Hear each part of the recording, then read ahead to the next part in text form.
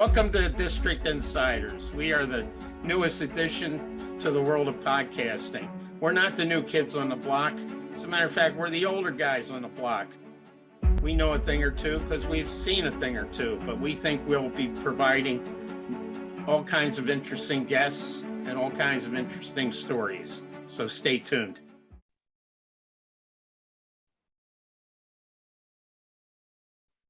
Andrew Craig, your co-host of our show, District Insiders with Wayne Madsen, who you just heard from. And we are totally thrilled to present as our guest, Abraham Bolden, Sr., a living legend, a hero for our times, coming to us from Chicago. And he holds a number of distinctions. First, I guess I'd say a witness to the events, many of the important events and background of the JFK presidency 60 years ago, when he was the first African-American to be asked to join a presidential security detail for the U.S. Secret Service. He also has taken a very heroic whistleblowing mode, describing certain events leading up to the assassination, along with his perceptions, for which he was cruelly prosecuted, framed, and imprisoned. And just a year ago, President Biden officially pardoned him in the first pardons of the Biden presidency because of years, if not decades, of advocates saying that he had been framed, that he was a hero. And President Biden recognized that by naming him as one of the first three people pardoned about a year ago during the presidency. So without further ado, thank you so much for joining us and sharing your important insights, both from that period, but also continuing through your observations. Welcome. Thank you for inviting me, sir. I appreciate the invitation.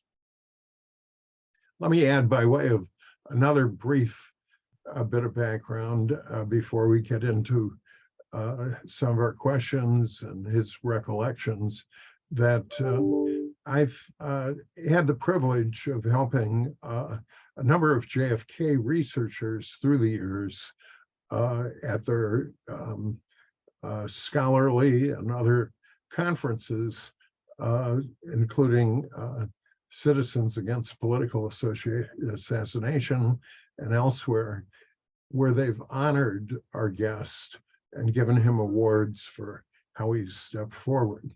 And with that background, I'm going to have a few show and tells. One is this very powerful memoir that our guest wrote, The Echo from Dealey Plaza.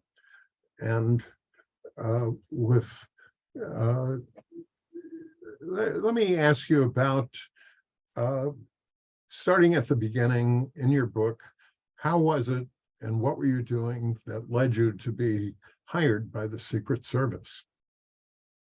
Well, I was a college graduate. I graduated from Lincoln University in 1956 with a degree in the fine arts. But I had always wanted to become in law enforcement, to make some kind of contribution to my people and to humanity. I'd also wanted to become a minister because I felt that somewhere along the line that I would be of service to the higher truth. So after I graduated from Lincoln University, I had a job offer in Mayfield, Kentucky, as a music teacher. I turned that down because I became employed as the first African American for the Pinkerton National Detective Agency I was a full-fledged detective. I was told by the person that hired me that I was the first African-American or Negro that was a full-fledged detective for that agency. And that happened in St. Louis, Missouri in 1956. Can I interrupt for just a quick moment to say that for those who don't know the background, Pinkerton was the security force for President Lincoln and afterwards. And so we're seeing a little bit of a straight line here from Lincoln University to Pinkerton. And I'll just add that we hope to have the Illinois State Society, which I'm a board member of, which honors President Lincoln, of course, show this video to our members. So with that interruption, but it's got a purpose of helping your story be relevant to these kind of wider audiences. But please go ahead. Yes, it does. Well, I spent about a year with Pinkerton. They trained me very well in the camera technology and investigative procedures. After that, in 1957, I went into the Illinois State Police and I became a state trooper. That's where I met and saw for the first time at a distance President Kennedy. He was a senator running for the US presidency at the time. He came through Peoria in 1960 to give a speech in front of the courthouse, a campaign speech. You know, he was running against Nixon. All right. Now, during his visit there was a Secret Service agent, special agent in charge, Fred Baxter. I was the one appointed to escort Fred Baxter around the city while he was on that detail. During our conversation, I asked Fred Baxter whether or not they had any Negro Secret Service agents. Fred Baxter said he didn't think so, but I could put in an application and he would process. So I went to Springfield, Illinois, filed an application, and on October 30th of 1960, I was transferred to Chicago and became a member of the United States Secret Service. And that's how I happened to become a member. And what were your duties like as you began? And what was some of your experiences like in those early months and first couple of years of your time? Of the Secret Service? Yes. Oh, they were very horrific, I would say, because I was from a small town, familiar with segregated facilities. But Chicago was a little different. Even though there was a division between the races. And in the 1960s, you know, that was one of the worst times for race riots that was all over the world at that time. We had many, many lynchings during that period of time. Just before the 60s, we had the lynching of Emmett Till, and that sparked many riots that were subsequent to that particular event. So now when I came to Chicago, I wasn't very well received. In the first place, no one helped me find a place to lodge. I ended up living with my sister for several months, who was a nurse here in Michael Reese Hospital. And the assignments were in basically that I had were check cases that were in African-American neighborhoods. Now, you know, whenever the president traveled, Kennedy won the election here in Chicago by some 8,000 votes. And that's really what put him in the presidency.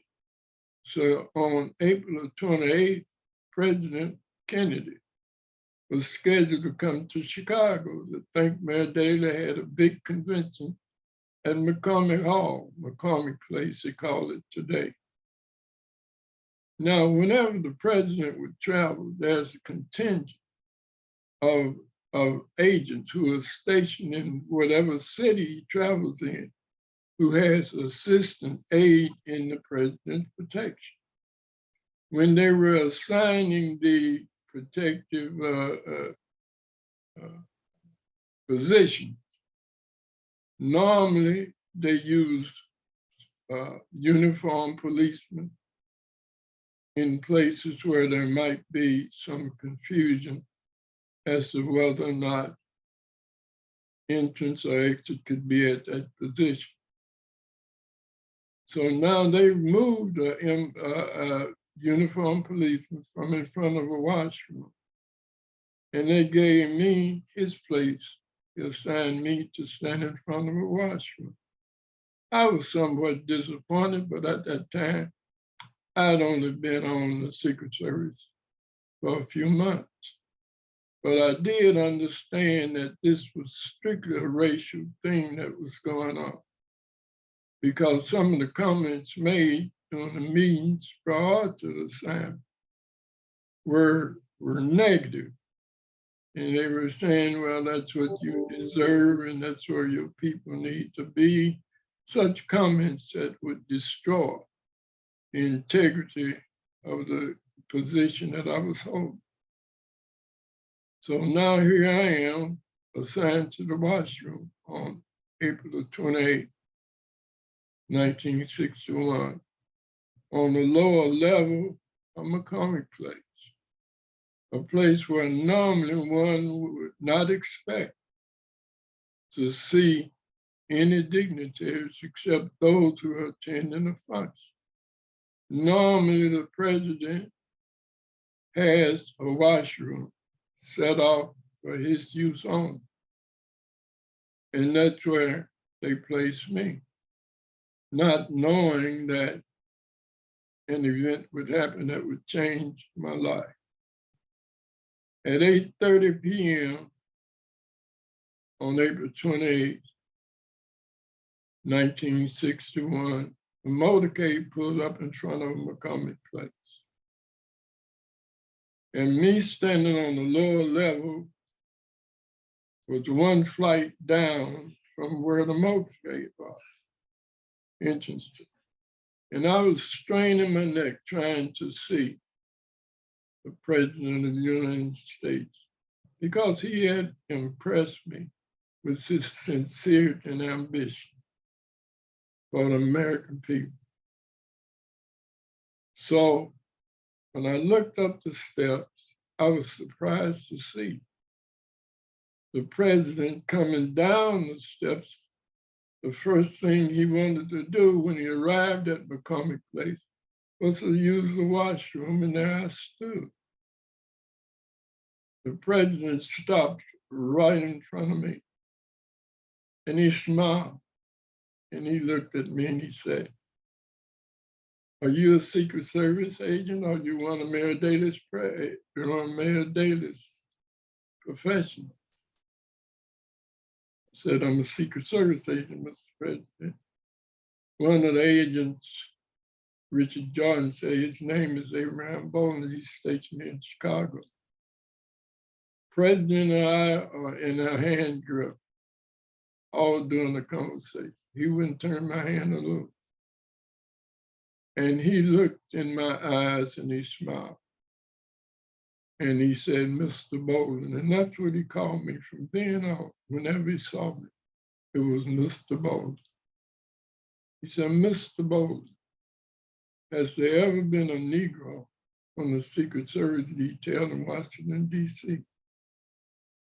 And I said, "Not to my knowledge, Mr. President." And he looked very sincere and he said, "Would you like to be the first?" I said, "Yes, sir, Mr. President." So you can see that there was a cosmic event going on here. was the President of the United States inviting me as Negro Secret Service agent in front of a washroom of all places to march into American history, to be a credit to my people, to do some of the things that I had dreamed about doing, and that is to find some avenue in which to help uplift fallen humanity. And so on June 6, 1961, I reported to Washington, D.C. on a memo from the White House and walked through those two white doors and became the first African-American Secret Service agent assigned to the White House detail. I was awestruck. As a matter of fact, on April the 28th, when I came home and told my wife that I had met the President of the United States, she looked at me and said, "You lying, eh?" And I said, "No, I'm telling the truth." I said, "We shook hands." She said, "Oh, come on, eh?" I said, "And he invited me to Washington, D.C." She said, "Oh, that's too much."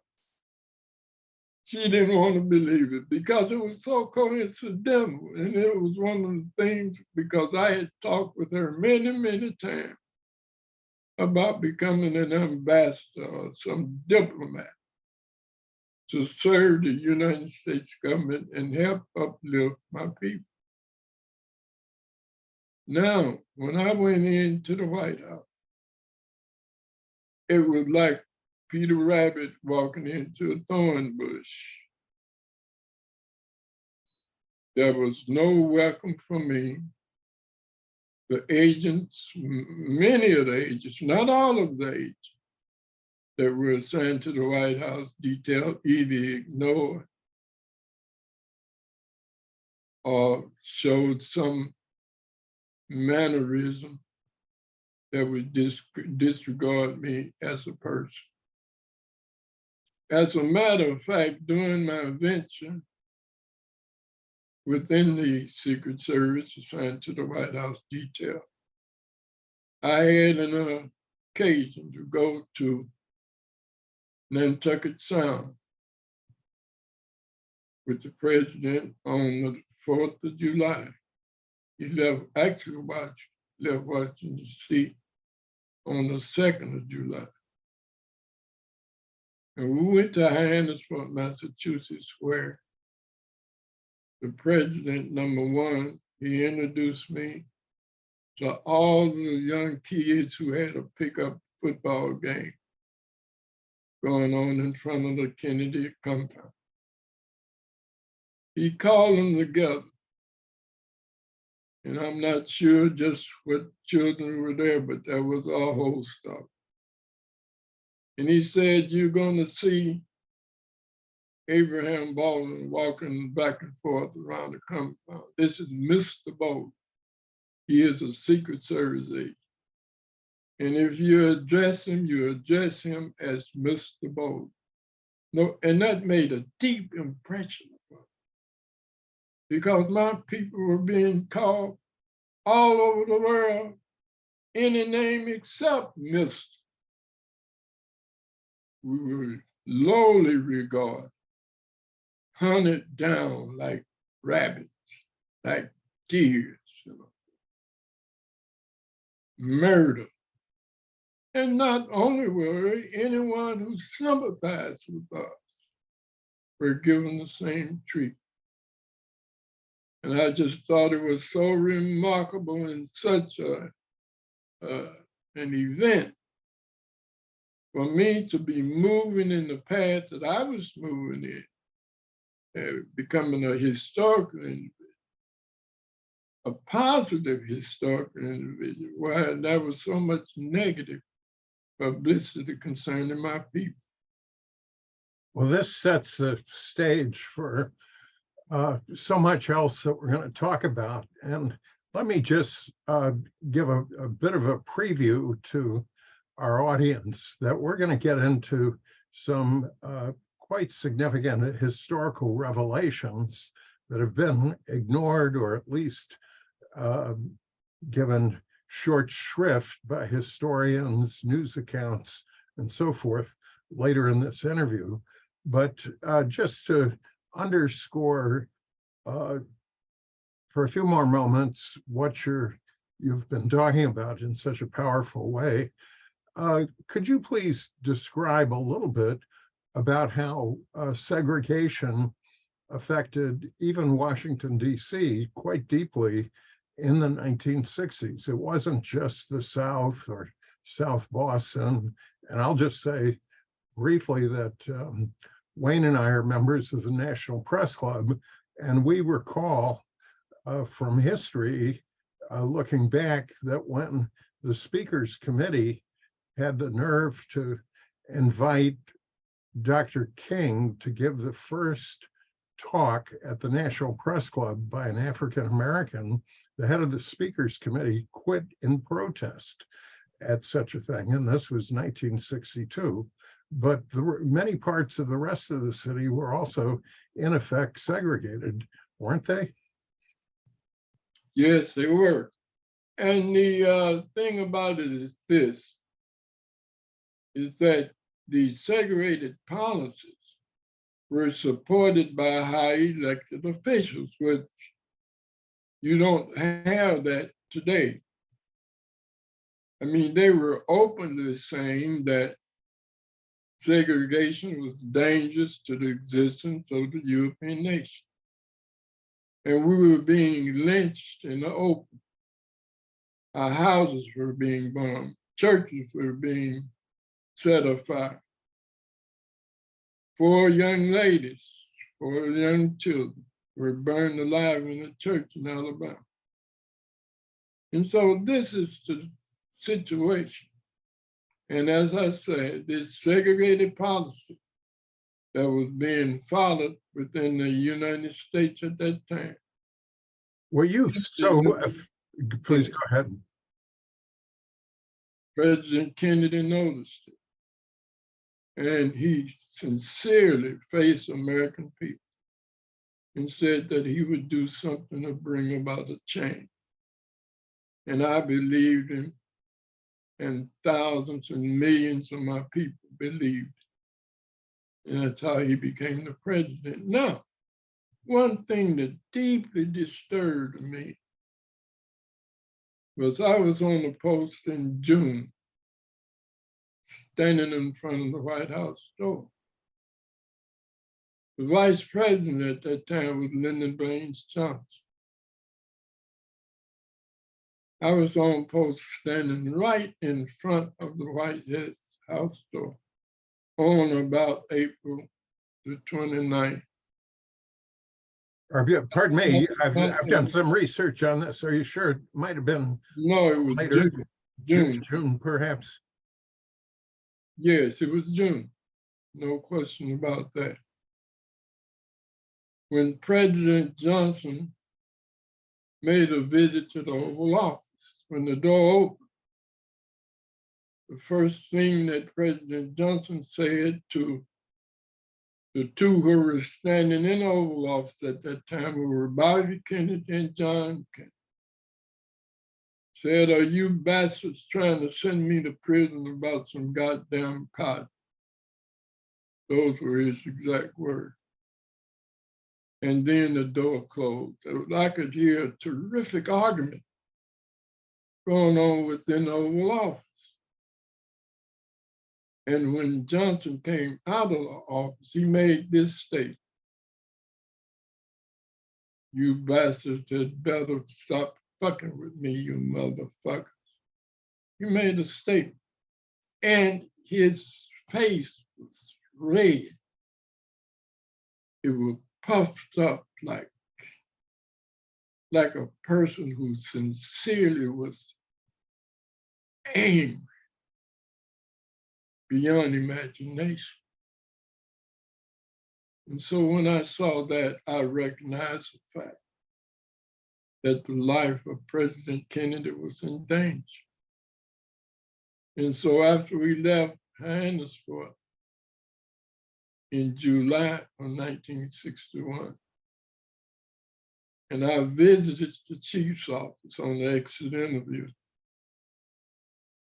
I warned the chief of the United States Secret Service, Ulysses B. Bell, that President Kennedy's life was in jeopardy and that changes had to be made within the detail of Secret Service agents surrounding the president because they were lax and there was a horrible incident involving the LBJ that I felt that there was a serious threat on the life of the President of the United States. Let me interject some historical context that partly comes from your work in later years, along with other researchers about this incident. But first, you have amplified what you said just now in a fairly lengthy email that I have, and to Robert Morrow. I'm going to send that to you separately to authenticate, but what you've said jives with the memo, and get your confirmation that what you recalled in the memo is correct. But let me also just show our audience that this is a book by that has a chapter on what you've described. There are other books that describe it. Here's one by James Tague. And the gist of it is just as sinister as our guest has described, because there was a mysterious murder of a man named Henry Marshall, who was a kind of mid-level investigator for the Department of Agriculture, and he was investigating an aide to a corrupt business associate of Lyndon Johnson and Billy Saul Estes, who would go on to go to prison. And the context was that Estes' corruption was directly linked to Vice President Johnson. And so suddenly Henry Marshall, the investigator for the Agriculture Department, is found mysteriously dead a few months before this confrontation. And people in the federal government want to know what happened to this investigator. And so that's remained a mystery for many years. And the essence of the books that I've shown on screen is that the death was immediately ruled a suicide, despite indications that it was obviously a murder. And only decades later was the family able to have it listed officially as a homicide. And incidentally, this person, Billy Saul Estes, I won't go on and on, I'm not the guest or witnesses, but in this book, Being There, the author Douglas Caddy, who represented as an attorney Billy Saul Estes, writes in his memoir, Being There, that he helped Billy Saul Estes submit an affidavit to the US Justice Department in approximately 1984, arguing that Lyndon Johnson, the vice president and previously the Senate Majority Leader, had been involved with more than a dozen murders, including of this Henry Marshall and other people, including his sister and her boyfriend. So when our guest is talking about his sense that this is an angry vice president with anger directed toward the Kennedys, this is obviously our guest's impression, but there could have been some substance that led a trained investigator to suspect that. Now, just to underscore this and get back to questions, you have talked about this, but you probably haven't talked that much about the conversation you overheard while on guard duty at the White House and the insult that the vice president directed at you because of your race and his anger. Why is it that you haven't talked about it much before now? And why are you talking about it now? Because I did not have the proof. I did not have enough proof that I had overheard the conversation that took place. As a matter of fact, it would have until recently been very difficult for me to prove that I was even standing by the door or even that a conversation like that took place. But now much of what I have said has been confirmed by other sources. Now I can speak on it with some type of credibility. When I brought this before Chief U.E. Bolden and Inspector Tom Keller, none of them wanted to believe that I had overheard what I overheard. None of them wanted to consider my opinion that there was a serious rift between President Johnson and Kennedy that could lead to the assassination of a president of the United States. Well, They didn't want to believe that. Well, you speak very convincingly of it, and I have had a chance to see many confirming sources.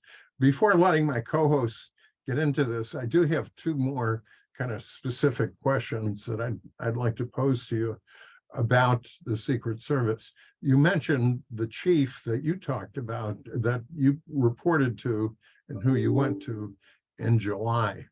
Now, there's an author we both know named Vince Palomara, who's done exceptional work on the Secret Service, particularly interviewing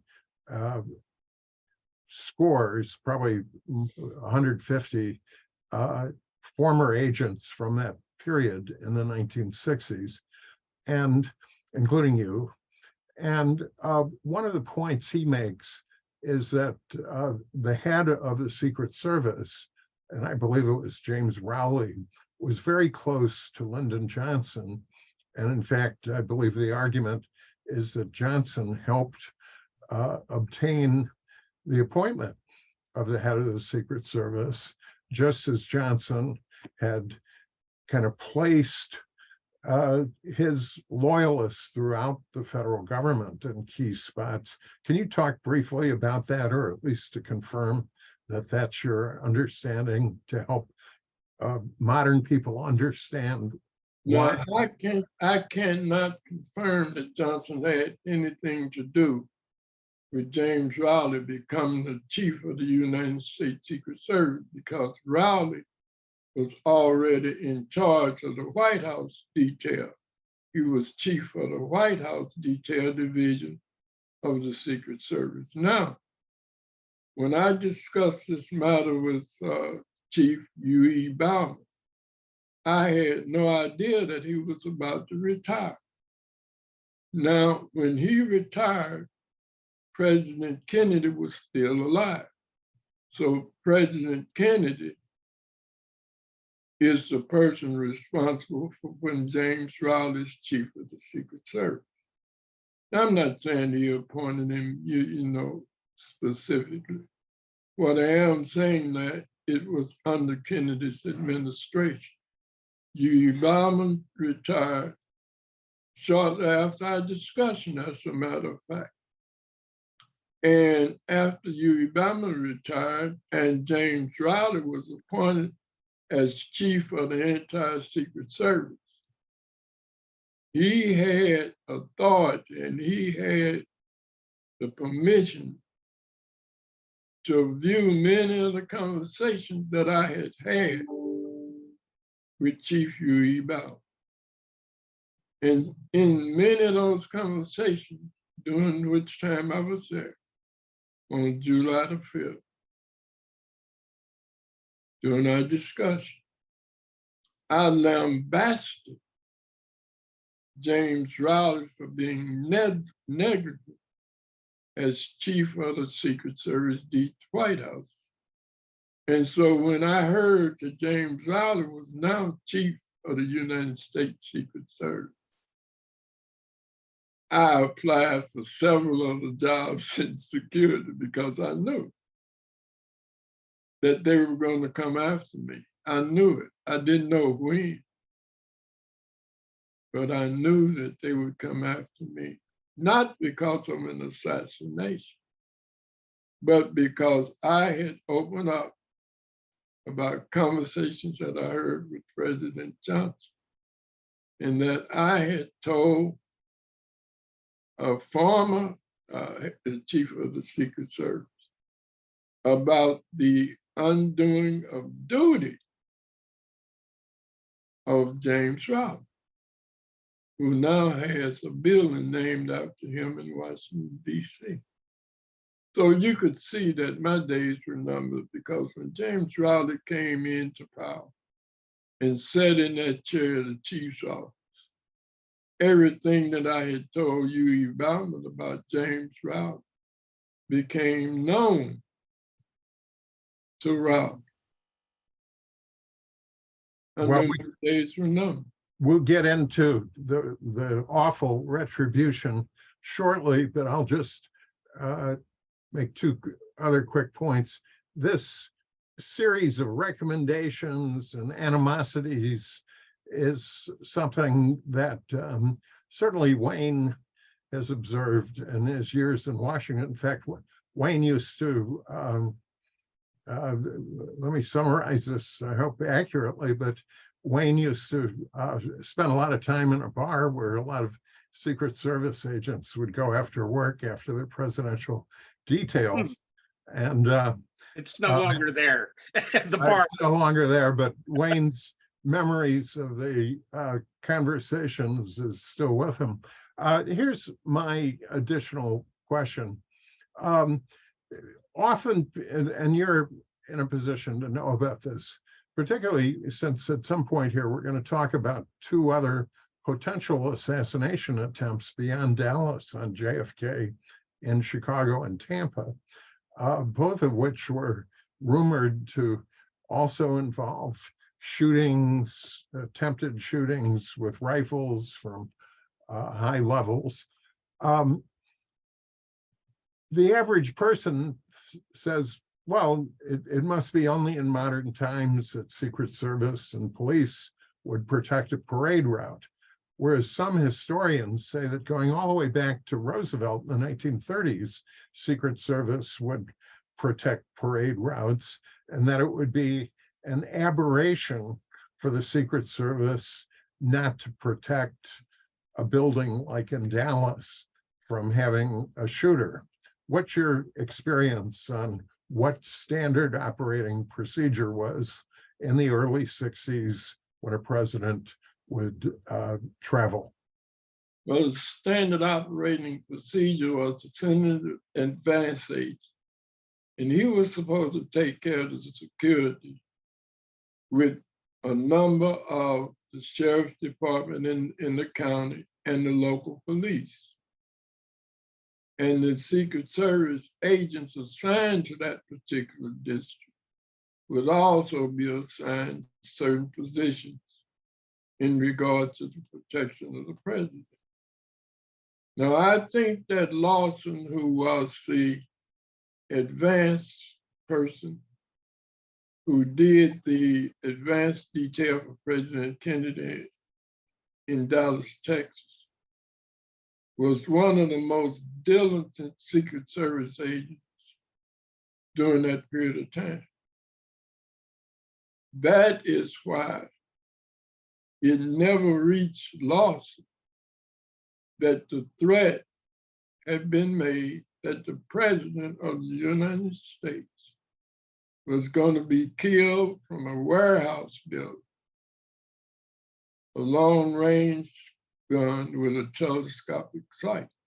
Now, this was described in a conversation that took place in 1963 in Miami, Florida, between a Secret Service informant and a conspirator.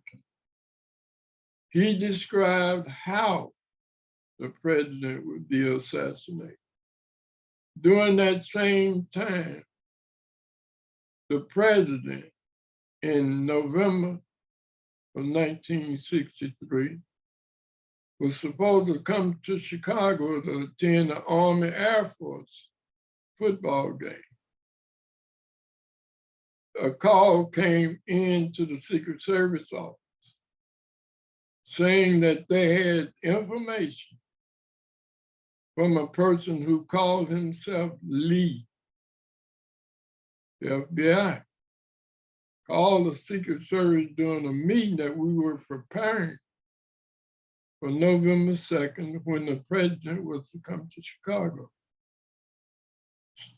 Lee informed the FBI. The FBI called Mr. Maurice G. Martineau of the Secret Service and said, we have information that there will be an assassination attempt on the president if he comes to Chicago to the football game. Now, I'm not a researcher. I had not delved into any of this that the research are finding out today. But I do know that in October of 1963, there was another information that was gathered by the Secret Service informant in Chicago that said that the president was about to be assassinated and that it was a done deal, that the money had been put up by Israeli sources. Now, the Secret Service had this information. In Chicago,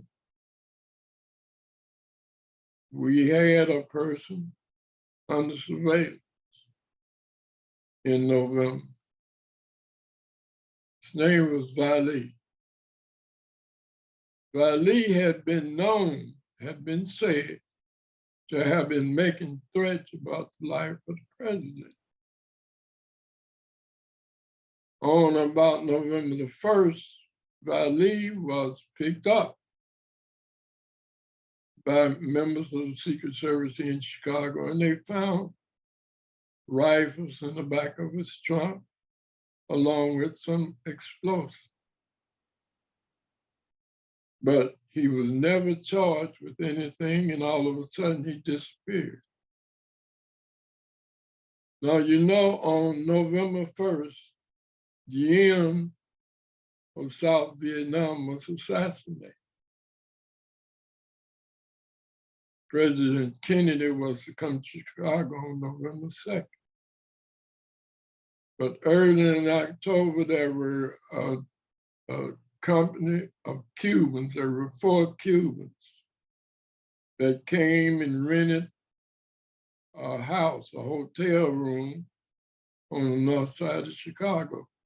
The landlady who cleaned the room looked inside and said that she saw rifles with telescopic sight laying on the bed. So she was suspicious that these persons were up to some wrongdoing. She didn't associate it at the time with the assassination of the president,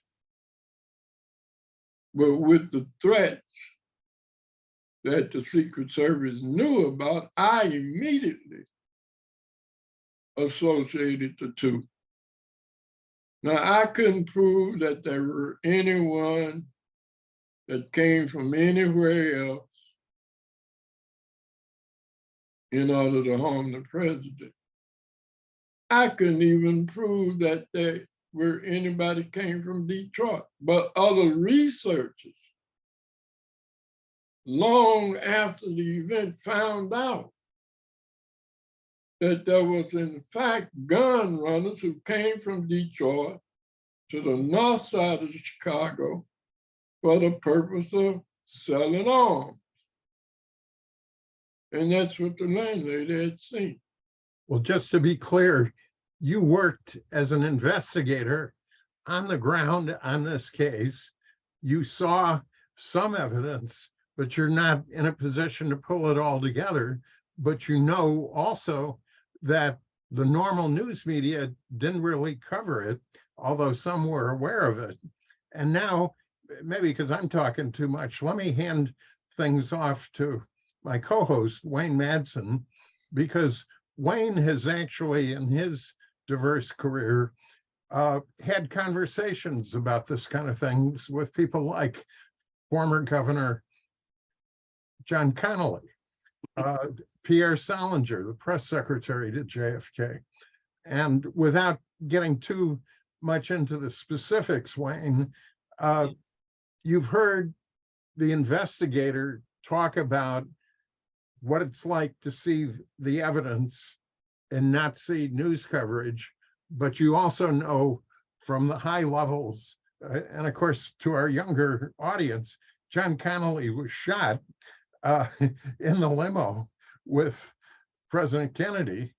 And here's maybe a question to Wayne, but I'll let you take things where you think best. Why can't people at the top talk about this stuff? We know why an ordinary agent or newspaper reporter might not be able to, but Wayne, why don't people at the top talk about this stuff? Well, I think, with Governor Connolly, of course, I wasn't even involved in journalism. I happened to have met him at a conference in Houston after he had declared bankruptcy, and it was a well-heeled conference, to say the least. President Ford was there. I was actually providing security for the conference, and they asked me to watch the buffet table. First guy that came in the room was Governor Connolly. And so I had him, maybe he wanted to make sure he got there first so he could get something to eat because he had declared personal bankruptcy. But I had him for 15 minutes, just him and I in the room. And I got around to, and I was a little hesitant to bring it up, but I said, Governor, while you're here and we're talking, I remember you said something in the limousine after the shots rang out. You said something like, my God, they're going to kill all of us.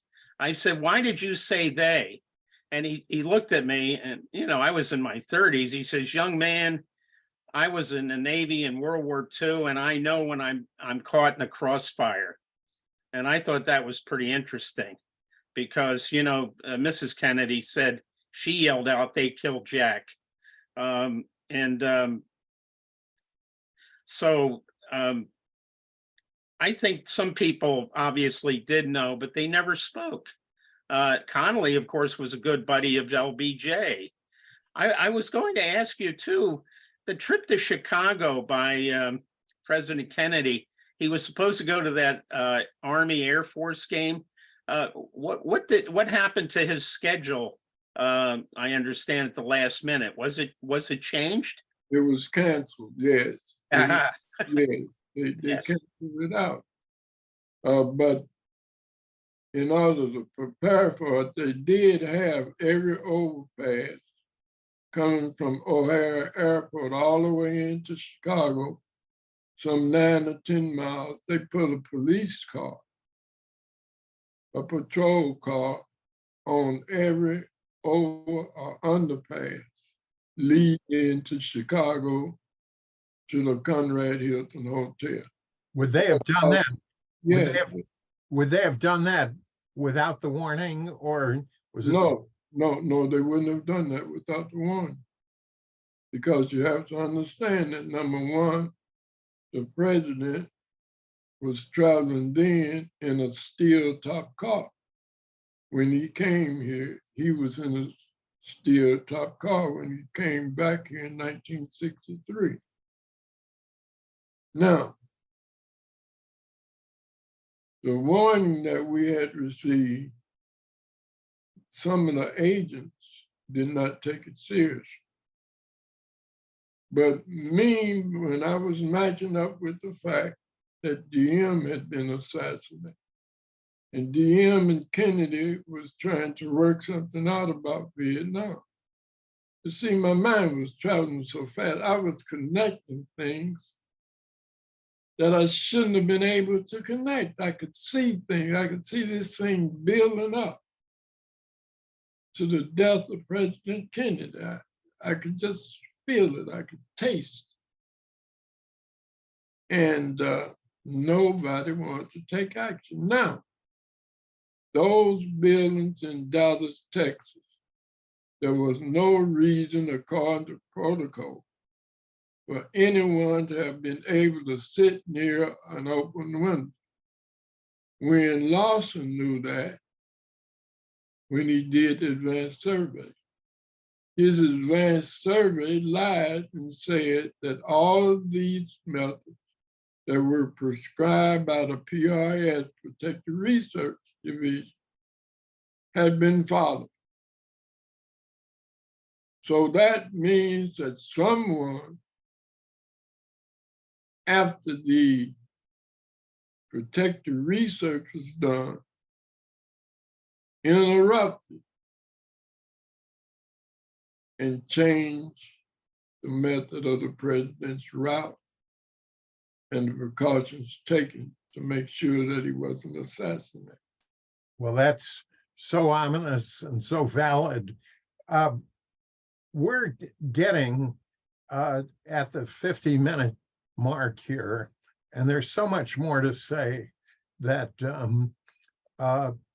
what I'm going to do is, at the risk of cutting just a little bit into your time, but ultimately to allow you to talk about new things, is to sum up what you describe in such a powerful way in your book, how you were framed in a way that anyone with an ounce of fairness can see was a total abuse of the system, totally unjustified charges.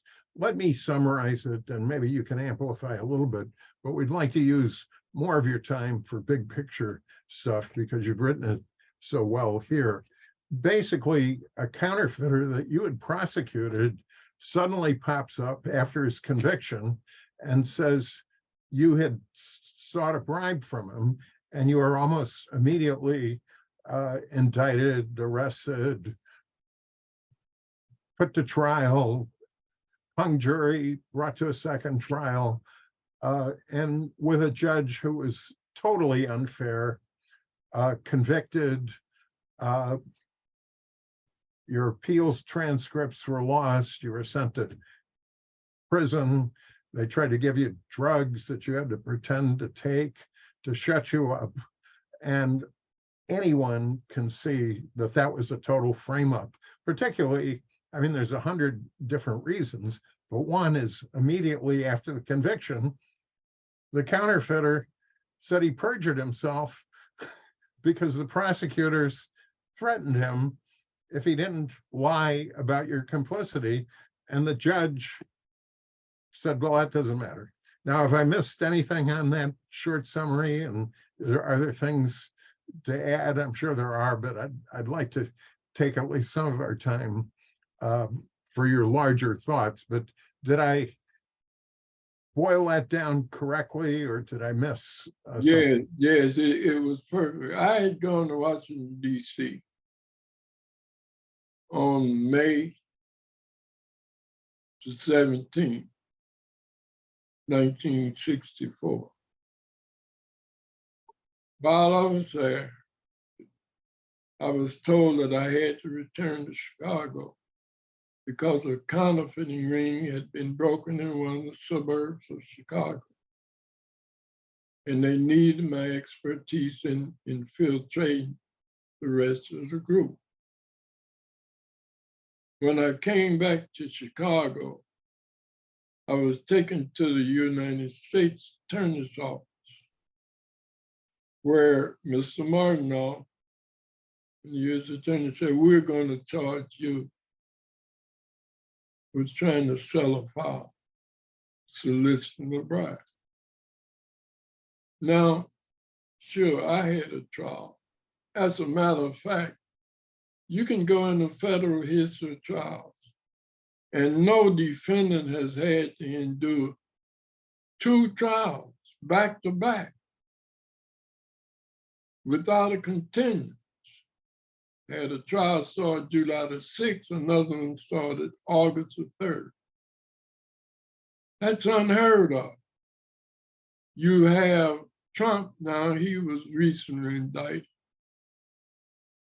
He won't be tried for several months. There were others who were indicted in Chicago. They were released for several months. I was arrested, tried within 30 days, had 2 trials within 3 months. Unheard of in federal judicial proceedings. Oh, there's so many things about it. I got enraged just rereading even a small part of it last night in your book. For example, how they systematically kicked all of Black jurors off the case. By the way, I've looked up who was this judge. Well, he's both from Northern Alabama, born in 1896, the height of Jim Crow, but he also went to the University of Chicago Law School. And Wayne has pointed out that the prosecutor was a notorious political prosecutor, Ed Hanrahan. But afterwards, you served your time. You lived a very impressive life. Afterwards, accumulating supporters who recognize your bravery. You testified to the House investigating committee on this. You had originally tried to go to the Warren Commission, and as part of what happened that this whole kangaroo court helped prevent you from talking to authorities at the time. Yeah. Well, this is done with, and as we get to the end of our time, and I don't think we have to end exactly on the moment, but the Secret Service is back in the news. Issues of race and civil rights are in the news. Let me mention quickly in passing that my co-host, Wayne Madsen, who's now spending a lot of time in Florida, has planned a book for children.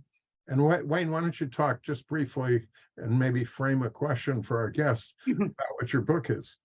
Well, it's called a woke history coloring book. After putting up with Ron DeSantis down here and what he's doing to history courses and library shelves, I realize there's a lot of stories that kids should know, but DeSantis is making it almost impossible for these history lessons to be taught.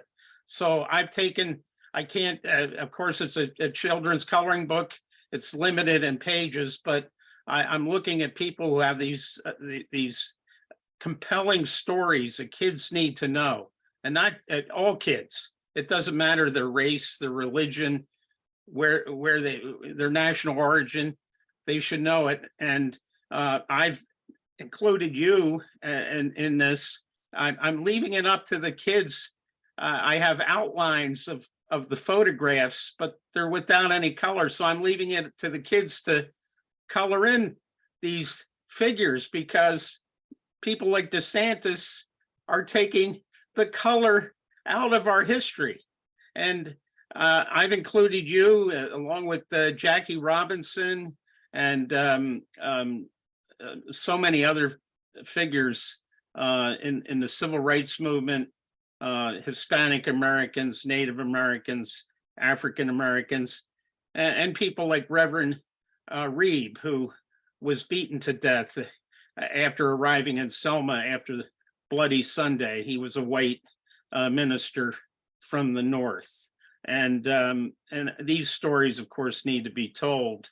And I just wanted you to know that your story is so important and compelling. I've decided it has to be in this woke history coloring book. I appreciate that very much, sir, but I want everybody to know that can hear the sound of my voice. America is headed for some of the worst strife that the world has ever seen. Everything that is being accomplished today by a certain group of people is being done to ensure that the European nations rule the whole world. That's what this is all about. And I just want your audience to know, and everyone to know, that the Black man, a Negro, or African American is not going back into slavery. We're not going to be slaves to the European anymore. That's over with. We're going to fight. We're going to fight. And as the Bible says, the blood is going to be up to a horse's hoof. But my people never again shall be slaves to another nation. God told me that, and I believe God. Well, it's a very powerful message. I would say on after what happened yesterday in Nashville, your words even have greater meaning. They were some very eloquent speeches given from the floor of the House of Representatives. And I thought I was listening to Reverend King, Malcolm X, all over again. Those speeches and what you just said are reminiscent of those voices from the 1960s. Well, let me add that Wayne is the author of 22 books and also a daily investigative site, the Wayne Madsen Report, and it draws heavily on his world experiences, including working for Navy intelligence. And one of the things that as a historian, Wayne has identified important ties to between the fascist Nazi movement in the 1930s and the current white nationalists that dominate the Republican Party. In fact, he's written an entire book about it called, Wayne, what's the title of your book? It's the fascist Fourth Reich, the rise of Donald Trump and fascism. So this is a frequent theme, but let me also talk about maybe as a final point, your reaction to what some might think was a surprising, although merited, but a surprising gesture by President Biden to make you one of the first 3 pardons of his administration last year. He's sometimes thought of as very careful and not willing to rock the boat, but giving you a pardon was, given what you stand for and what your life exemplifies and the history. This is not like giving a pardon to a grandmother who was indicted because her grandson had drugs in the chest of drawers. You're a brave historical figure, and focusing on your pardon surely must have been a statement that the JFK assassination and the people who killed him are worth reevaluating. Correct? Or what's your thought on Well, the significance of his pardon? My thoughts are this, is that right after Trump was elected, Trump had been in office 1961 for about 3 or 4 months. My pardon application had been filed under President Obama, who took no action whatsoever. When President Trump was elected in April or May after his election, he sent 2 FBI agents to my house after someone had brought to his attention that I had a pardon pending. And they interviewed me for 6 hours. They talked to everybody almost in the neighborhood, St. Louis, everywhere that I had lived. They did a background check on me to see if I could qualify. Now, things developed where President Trump could not sign that pardon. In the meantime, because of problems of his own, President Trump began to pardon so many people that a pardon from President Trump wouldn't have meant a sheet of paper to me, even though he renewed the interest in it. Now, by President Obama ignoring the fact of the discrimination, the segregation, and the embarrassment that I had received as an agent of the government. And by me bringing that fact forth to the American people through Facebook and other writings that I did, I put the pressure on Biden to take action. I put the pressure on him through President Obama. I went to the newspapers here in Chicago. Mayor Mitchell of the Sun-Times took up my fight and was belaying how awful it was that President Obama hadn't taken any action, had not even answered one letter concerning the pardon.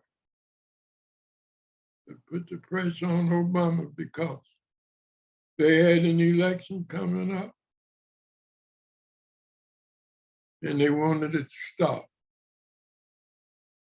After Biden pardoned me, because of the pressure that people like Mayor Mitchell of the Sun-Times put on my case and the injustice, Biden gave me a pardon, and we asked for a pardon because of innocence. That's the only way that I would accept the pardon. It had to be because of innocence. That is written in the pardon. And by him granting that pardon, as it was filed, then he is declaring as the president of the United States that I was innocent at the time I was convicted. And I deeply appreciate him signing that pardon application. Now, it'll do me little good. Now, I'm 88 years old, half blind, crippled, and going crazy. So it'll do me little good now. But I am able to carry on and be of service to humanity. And that was my original goal in life. Well, you've certainly lived up to it. And here's what I think we'll do is we want to get this interview wider dissemination. So we better stop at an appropriate time. And I think that would be now. And get new audiences. But we want to have you back on District Insiders some other time, because you've got so much to share with the world. And we're just truly blessed that you spent this time with us now. So thank you.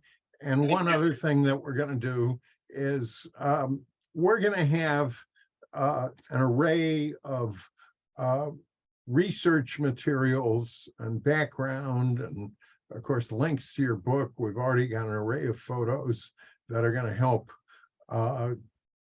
keep your story going, both for the purposes of this broadcast, but in wider concentric circles through the years. So from the bottom of my heart, thank you so much for joining us. Yes, well, thank you. I just want you to know And one of the reasons I'm giving this interview today is that Mr. Andrew Craig, when nobody believed in me, when nobody supported me, he stood with me through all the trials and tribulations I was going through in life. And I deeply appreciate it. And may God bless you, and may God bless America. Thank you. Thank you. Thank you both. So long.